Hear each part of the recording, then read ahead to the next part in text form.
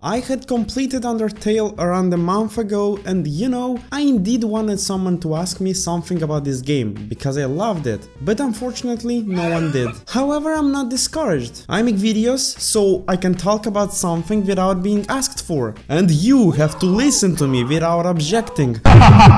Okay guys, please don't close this video. I apologize for my savage behavior and promise that it won't happen ever again. When we talk about pixelated games, usually we don't mind about the graphics, the poor variety of enemies, or the shortness of the game itself. Mostly these games are trying to stand out using a different method, such as having an amazing plot or some fascinating mechanics that you see for the first time. Undertale did that too, by having not only a great plot, but also a unique feature that blows up your mind. Playing this game feels like being haunted by something. It feels like there is not the wall between the game and reality. Sometimes you just fall out of reality trying to understand what happened. I hope I was able to capture your interest. Now let me tell you how Undertale breaks the fourth wall.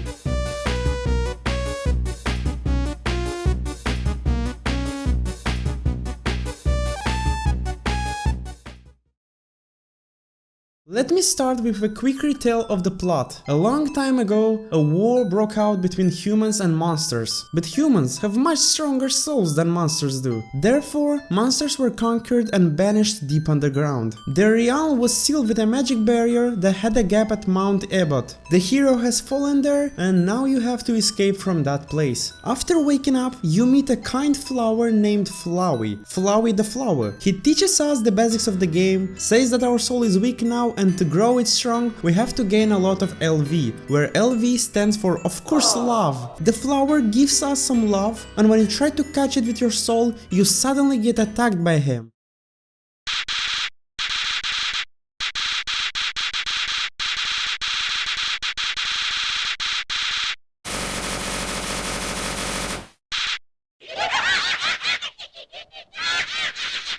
Here the game starts being creepy and makes you feel really awkward. Happily you get rescued by a cow named Toriel. Yeah, this game is a little bit weird. But wait, what if I already played this game and I know that those white bullets harm me? Well, let's try it out. After doing it, you encounter the first moment where the game breaks the fourth wall.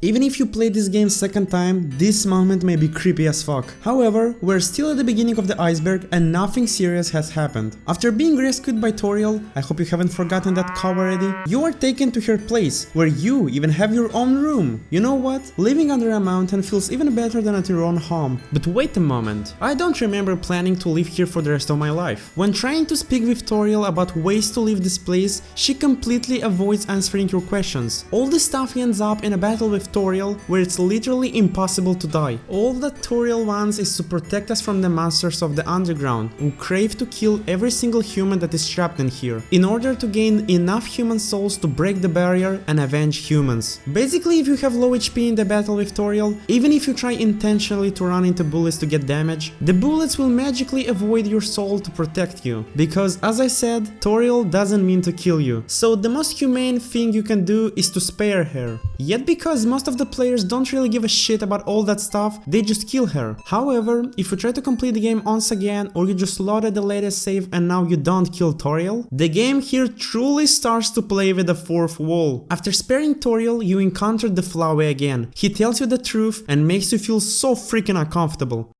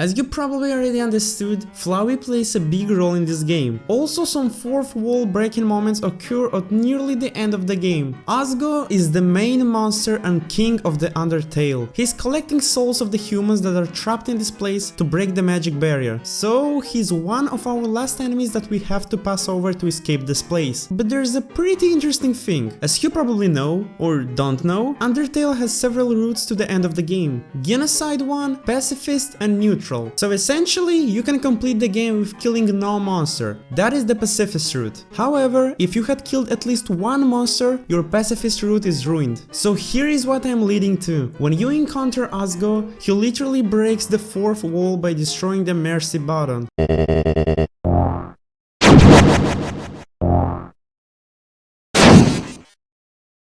Implying that this is the end of your life and there is no spare or flee option. Although it's not a creepy moment, it's a really beautiful one. Further, after defeating Asgore, you have two options: to kill or to spare him. If you spare him, then be ready for the arrival of your best friend, Flowey the Flower. He finishes Asgore off and consumes all human souls Asgore has collected. He then mocks you that you still failed to learn that this is a kill or be killed world.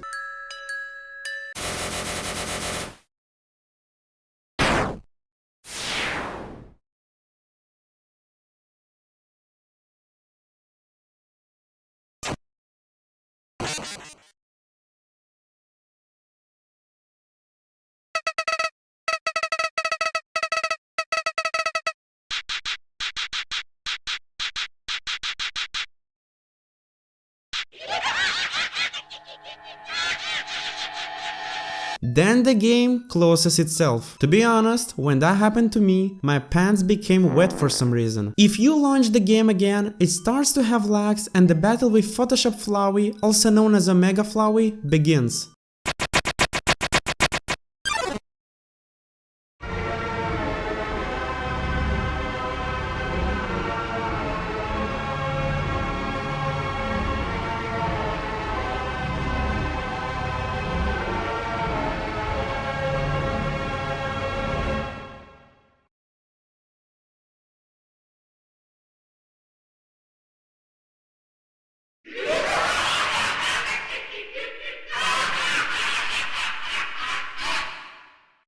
An incredibly nasty and at the same moment gloomy boss. Every defeat is succeeded by a game crash, and besides that, Flowey can now control the game too by saving and loading the game whenever he wants, making the battle rather hard. Although he's still not the hardest boss in the game, after defeating it, you gain access to the option to spare or to kill him. If you kill him, he remarks, "I knew you had it in you." Yet if you spare him, Flowey insists that he has not changed at all, telling you to kill him. But after a couple tries, he eventually flees, and that's the end of the neutral route. But definitely not the end of this video, because I have something more. There is one more interesting character in the game named with the name of your hero. She is the first human that fell into the underground. If you don't know, at the beginning of the game, when we name our hero, in fact, we give a name to the first person fallen into the underground, not the hero we are playing. Protagonist's name is Frisk. Yeah guys, told you Undertale's lore is great. If you have chosen to go with genocide route, where you have to kill every single monster you meet, in the end, you kill Asgore with a single hit, dealing 99999 many nines damage. Then the Chara appears, bringing a screamer and a crash of the game.